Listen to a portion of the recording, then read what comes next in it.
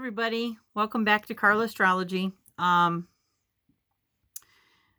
Neo-Pagan November Challenge, Community Challenge, started by the Sunshine State Witch. Oh, I have so much problems with sunshine. I don't know. Anyway, challenge, community challenge, and we are at secret, it's taboo, and controversial. So, a secret is everybody may not know that let's see, that I believe the fallen angels and the Anunnaki are the same. And I came to that conclusion after reading the Bible, which I started that at 14 and ended that at 23. 30 years ago is when I finished reading the Bible. And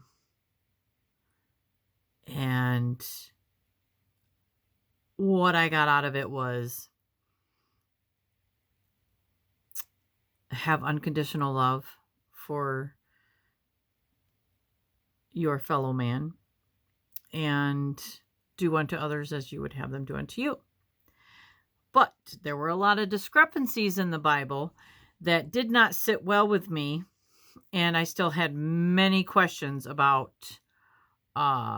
things that they weren't talking about that was obvious wasn't in there again, like Enoch's story. Where's Enoch's story? You know, they referred to Enoch. And obviously, when I got my hands on the Dead Sea Scrolls, and granted, that was when I read the Dead Sea Scrolls, that was 22 years ago, maybe 23 years ago.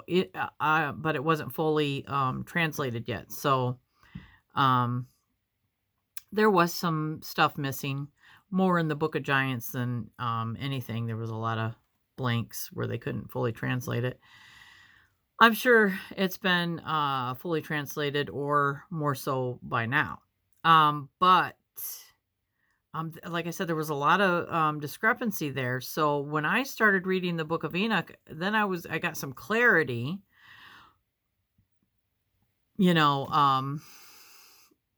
like things of a taboo nature, which would be acts of divination, learning that the angels taught the human women that they were having relations with these, forms of divination. And each angel was responsible for a certain form of divination. And in the Book of Enoch, Enoch names the angel and the what it was responsible for, which reminds me of the Lesser Key of Solomon, because he was granted the use of the fallen angels by using their names to be able to use those abilities to build his temple. So I wanted to read the Book of Enoch. So, of course, like I said, I read the Dead Sea Scrolls. I read the Book of Enoch. I read parts of the Apocrypha, which the parts that I remember and that stick out is like where our soul goes after we die, and it's earthbound for a while. But it goes through many levels, and also I also read Zachariah Sitchin's translations, and I've read some other books, of like Eric von Däniken. I can't even name them all right now. I'm kind of like doing this video without any research. But I after reading Zachariah Sitchin's translation, what he felt the Sumerian tablets were saying, I believe that the Bible and the Enuma Elish are very much the same, telling the same story. Okay, so that's kind of like a secret, but yet it's taboo. We shouldn't be talking about it, right? But yeah, I hear more about it every day. And it's controversial. The other thing that I believe from reading the Bible is that Jesus, or Yeshua, it was he was more pagan, I believe, than I believe that he had a pagan background, and I believe that came from going to a secret mystery school. I believe Mary Magdalene went to a secret mystery school. I believe that John the Baptist went to a secret mystery school. But I also believe that the Essenes were possibly a secret mystery school. And the Essenes, it's like a lot of people, we don't know a lot about them. I believe that maybe some very devout Jewish elders might have some stuff that that is not available to us, that talks more about what the Essenes were responsible for. But from what we know is that they were strict and very strict to their beliefs. So they were religious in that manner that, they stuck to those beliefs, and they were pretty much, I get the feeling that maybe the Essenes and the Book of Giants are related, and I believe that maybe the Book of Giants is more kind of maybe about maybe the Anunnaki. Who knows? I don't. I have theories. Let's see, where all am I going with this?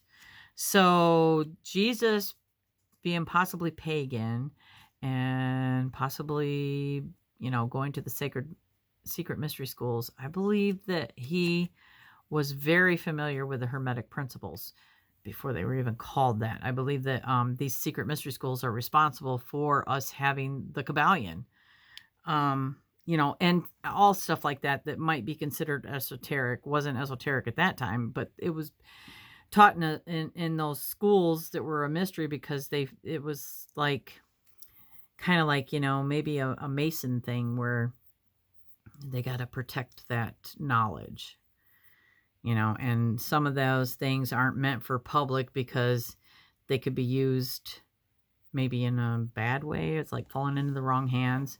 And that saying, with great knowledge comes great responsibility, or with great power, and knowledge is power. So, but I believe that those Hermetic principles is what caused him to ascend, like not just knowing them, but practicing them.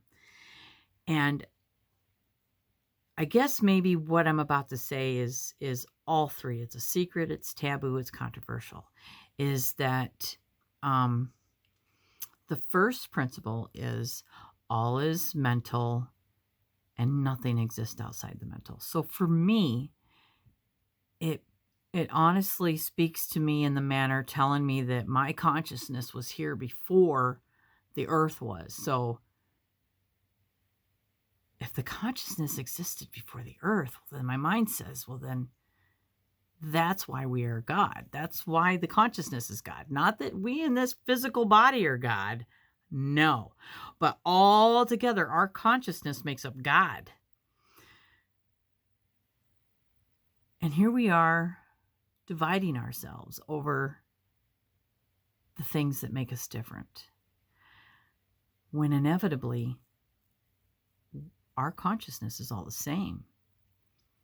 And with the Bible teaching me that the important part is unconditional love. So if we come together on the things that we have in common and that we know are the same, which is that unconditional love that we are trying to have for each other, that's where we're coming together. That's that common ground. And I believe that, that is a powerful thing, the consciousness coming together, because I believe that's God. So could you imagine everybody's consciousness coming together? I believe that that's when we're going to see God.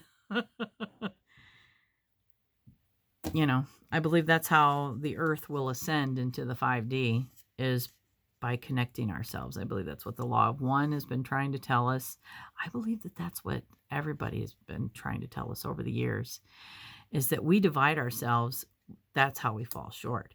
And I believe that when we judge each other, we get it wrong. But, oh shoot, I just had a thought and it went bloop right out there. Oh yeah, it makes me think of that story that Farah told on her channel, and I told her it when she first told me it. Was about the elephant. First time I ever talked to her, she told me a story about an elephant, and there were these different races of men standing around it, and they were blindfolded, and they were all touching the elephant. Please go to Farah's channel. In fact, if I can find the video, I will link it down below, but it's the one where she talks about the elephant. And she's talking about how they were touching the elephant blindfolded and describing what they felt. So for me, I feel like what that says is, we know that the earth was created somehow it came about, and we're all trying to tell that story in the way that we perceive it. And the same with humans, the same with how we were created. It happened.